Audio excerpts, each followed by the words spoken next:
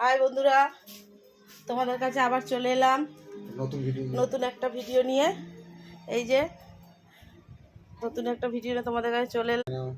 এই যে খিদে পেয়েছে তাই এগরোল বানিয়েছি। এই যে ছেলে